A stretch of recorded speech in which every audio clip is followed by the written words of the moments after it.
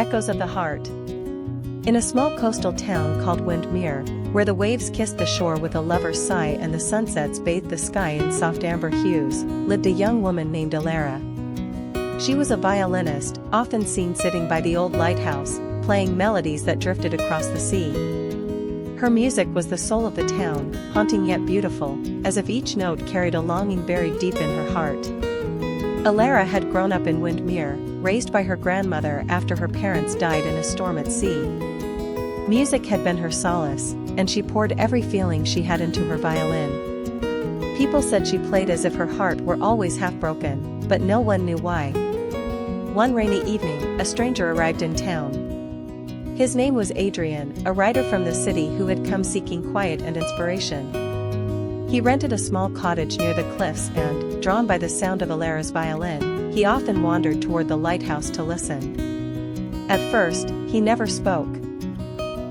He simply stood in the mist, letting her music wash over him. One day, Alara noticed him. "You always listen, but never speak," she said, not looking at him. "I'm afraid your music will stop if I do," Adrian replied. She smiled softly. That was the beginning.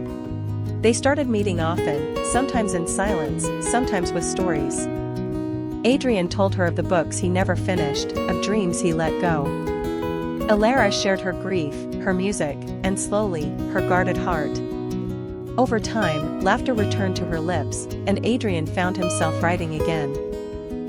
Summer turned to autumn, and their bond deepened. They would walk by the shore, fingers entwined, hearts unspoken but understood. Adrian wrote poetry inspired by her. Alara composed a melody that mirrored his voice. Their love was quiet, unhurried, a slow-burning candle in the cold. But love, like the sea, is sometimes cruel. Adrian received a letter. His father had fallen ill. He had to return to the city. He promised he would come back, and Alara believed him. She gave him a notebook of her compositions. "For the days I'm not with you," she said. Months passed. Then a year. Alara wrote letters, but none were returned. Her music changed, still beautiful, but laced with sorrow. 2 years later, on a winter morning, a package arrived. Inside was her notebook, worn and scribbled with poems in the margins. There was a letter, written in a trembling hand. "Alara, I'm sorry. Life pulled me away, and guilt kept me there. My father needed me, and I lost myself in the noise of the city. But your music, your voice, it never left me. I should have come back sooner. If there's still a place for me, I'll be at the lighthouse on the 21st. If not, I'll go, knowing I once held the heart of the most beautiful soul I've ever known." Adrian. Alara stood by the lighthouse at sunset on the 21st, her violin in hand. She played the melody she had written for him, the one she never shared with anyone else. And as the last note faded into the wind, she turned and saw him. Older, tired, but with eyes that still knew her. No words were needed. He stepped forward. She placed her hand on his chest, feeling the rhythm of a heart that still beat in tune with hers. And in that quiet, the sea whispered again. Love, though battered by time and silence, had found its way home.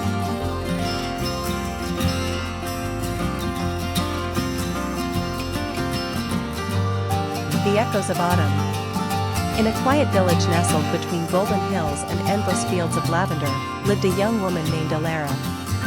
She was a librarian, gentle, thoughtful, and often lost in books rather than people.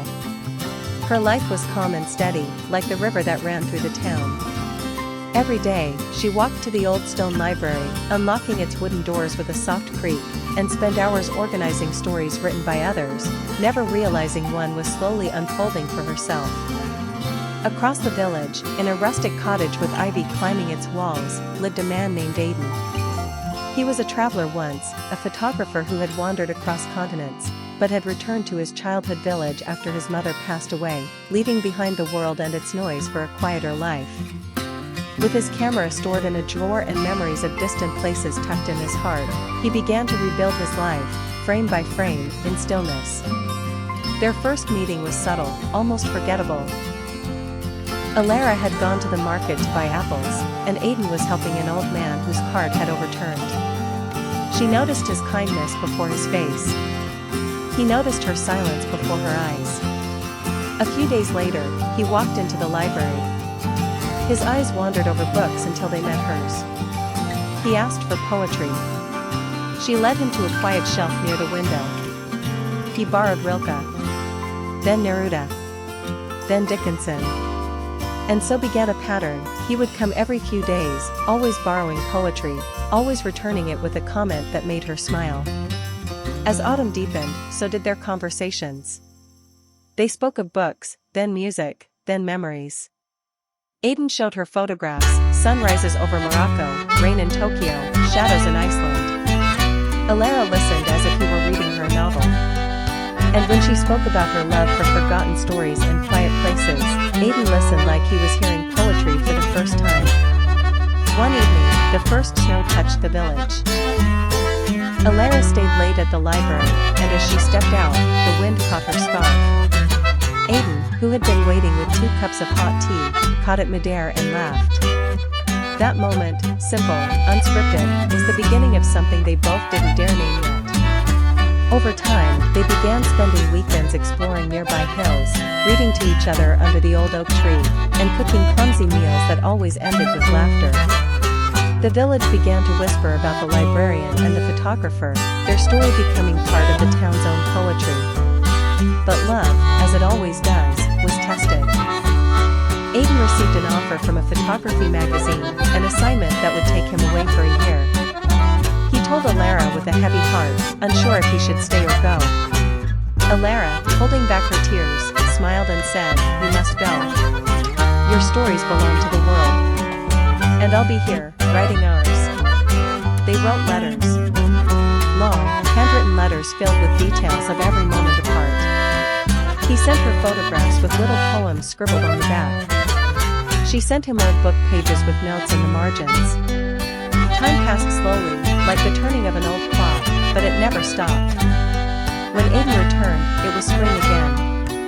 The library doors opened with their familiar creak, and there she was, waiting, like the final page of a long novel.